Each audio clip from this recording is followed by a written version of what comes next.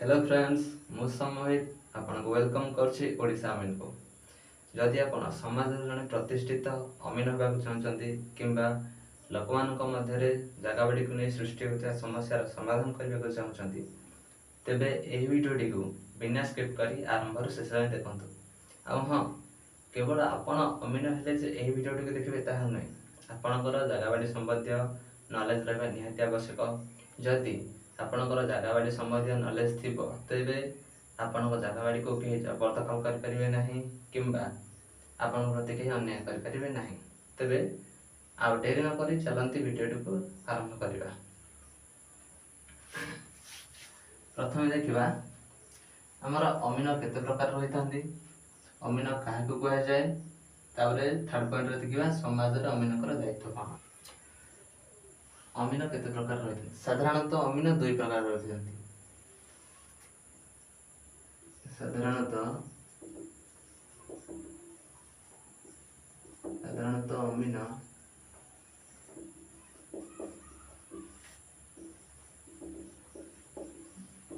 दुई प्रकार रही था, यथा सरकारी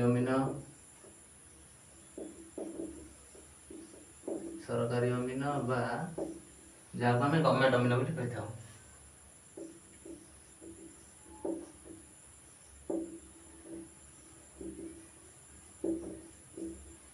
आउ सेकेंड होती बेसरकारी अमीन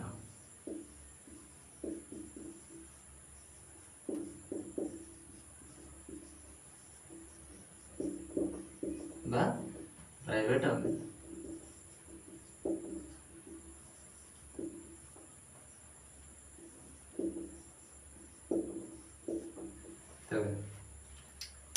चलतु संक्षेप जाना आमर सरकारी अमीन किए आउ बेसरकारी अमीन किए। मन करूँ जन व्यक्ति मध्य झगड़ाटी होगा, से व्यक्ति मध्य जड़े जगह डिमार्केशन जगह मापी कौन करेंगे ना तहसीलदार पाखक जाकि दरखास्त करेंगे कि नहीं मो जगह डिमार्केशन करा जाऊ अथवा माप करा जाऊ। तेज तहसीलदार गोटे डेट निर्धारित करेंगे एवं परामर्श अनुसार जन अमीन आसी से जगह को माप करते। जो अमीन तहसीलदार द्वारा परामर्श माप करने बसी से अमीन को सरकारी अमीन बा गवर्नमेंट अमीन कहुए।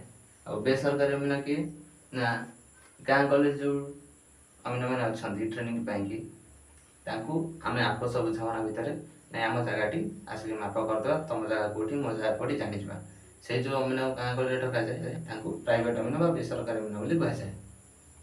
तेज देखा क्यों क्यों भाषा अमीन को कौन कौन कहुए।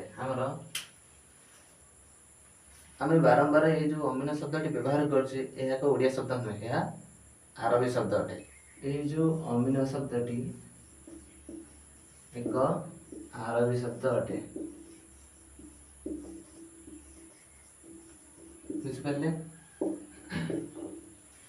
ओडिया रे भूमापक कहुए, ओडिया रे भूमापक,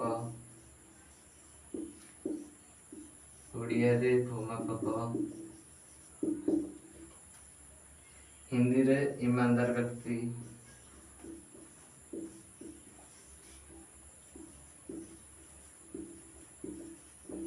हिंदी रे अमीन को ईमानदार व्यक्ति कहा जाए। उर्दू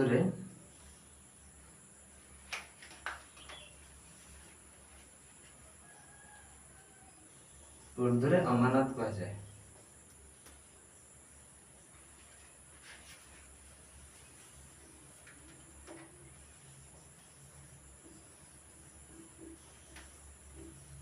उर्दू रे अमानत कहा जाए उर्दू भाषा रे।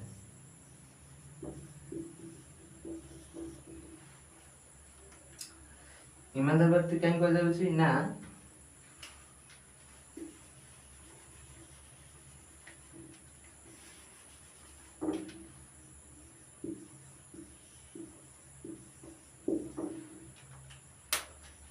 ईमानदार व्यक्ति कहीं कह जाए ना अमीन होती सचोटतार आईना। अमीन को सचोटतार आईना कह जाए। कहीं कह जाए ना देखो जो जड़े अमीन जगह माप कर आसी से पूरा सठिक भाव में सचोटता भाव में टिके भी भूल टूल न करके से जगह माप करते कहीं से सचोट रहा बाध्य होता। बिना सचोटरे से जब कम करेंगे बेजित हो कहीं कौटी टिके जब भूल गला मैंने कहूँ आउ जन अमीन आसिले विपक्ष लोकर अमीन आसिले से जगह माप कले जगह माप कले सठिक भाव में कन्फिडेन्स सहित कहले कि नाई प्रथम जो अमीन आसते से जगह भूल माप करते जो अमीन मापक भूल मापटी करते इज्जत कौन हम आप जापर तो पूरा इज्जत माटी मिशीज तेणु जन अमीन से सचोट रहा बाध्य होता बुझिपारे तेज आसत ए जाना अमीन क्या कहुए अमीनर डेफिनेशन टी कौन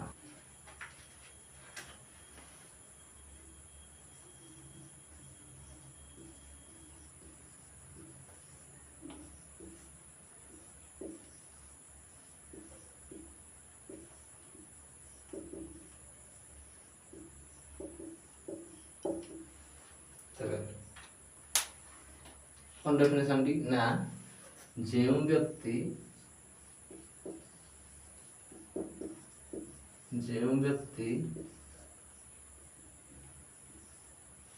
सचोटता पूर्वक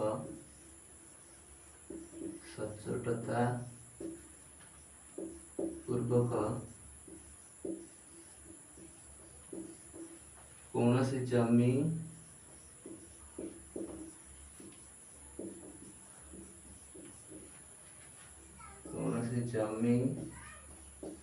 बा भूखंड को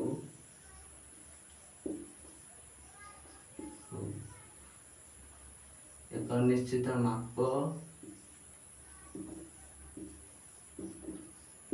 निश्चित माप बा स्केल नहीं माप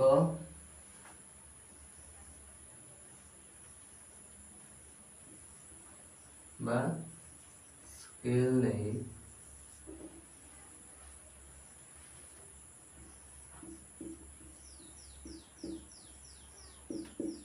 मापी था माप कर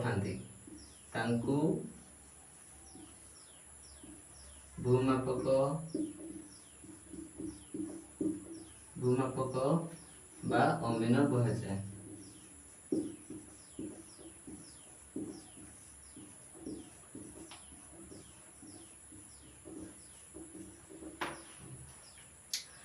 जो व्यक्ति सचोटता पूर्वक कौन जमी बा भूखंड को एक निश्चित माप बा स्केल नहीं मापी था भूमापक बा अमीन कहुए तेज सचोटता पूर्वक पूरा निर्भुल भाव पूरा सठिक भाव में माप करेंगे टिके भी भूल टोल नहीं एवं कौन जमी बा भूखंड को मापी था एक निश्चित माप बा स्केल नहीं मापी था भूमापक बा अमीन कहुए आप कहे जे एक निश्चित माप लिखते पुणी स्केल कौन ना आमर नक्शार देखिए ऊपर बाम साइड्रे नक्शार ऊपर बाम साइड्रे देखिए लिखा थी मौजाबा गाँव नाम थाना नंबर लिखा थी एवं जिला ना लिखा थी तले लिखा थी कौन लिखा थी ना स्केल सामाने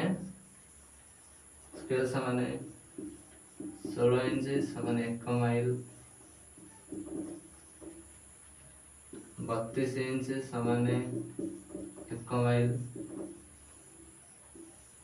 64 इंच सामाने 1 माइल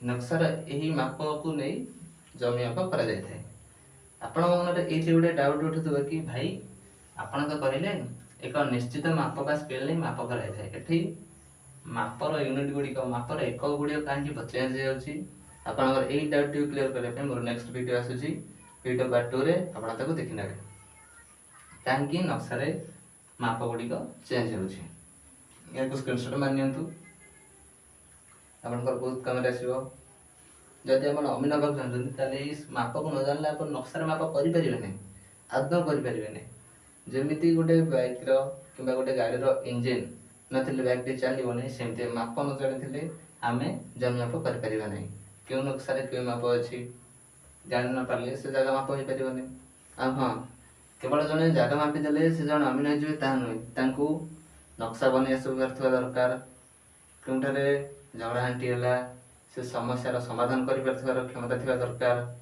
एवं जगह बाड़ी संबंधी कागज पत्र जमीक जमाबंदी हो खतियान हो एरिया स्लिप हो ଦେଖିପାରୁଥିବା ଦରକାର। ଏଠାରେ ନକ୍ସା ବନେଇବା ସହିତ ଦରକାର ଅର୍ଥ ଏଇଆ କି ନା ବର୍ତ୍ତମାନ ଜମିର ସ୍ୱରୂପକୁ ମାପିକି ଏକ ନମୁନା ତିଆରି କରିପାରିବା ବା ତାର ସାଙ୍କେତିକ ଚିତ୍ରକୁ ମାପିକି ତିଆରି କରିବା, ତେବେ ତାଙ୍କୁ ଆମେ ଅମିନ କହିପାରିବା। ଏବେ ଦେଖିବା ଆମ ସମାଜରେ ଅମିନଙ୍କର ଦାୟିତ୍ୱ କ'ଣ।